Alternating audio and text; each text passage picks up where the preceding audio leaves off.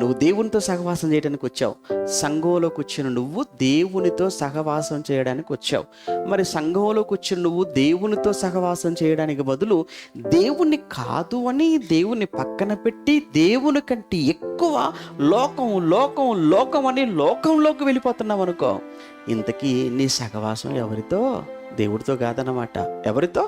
దేవునితో సహవాసం చేస్తానని సంఘంలోకి వచ్చిన నువ్వు దేవుణ్ణి, దేవుని కార్యక్రమాలను, దేవుని సంఘాన్ని పక్కన పెట్టి లోకము లోక కార్యక్రమాలు అనుకుంటూ పరిగెత్తుతున్నావు అనంటే నిన్నే అంటున్నాడు ఆయన, వ్యభిచారివిరా నువ్వు.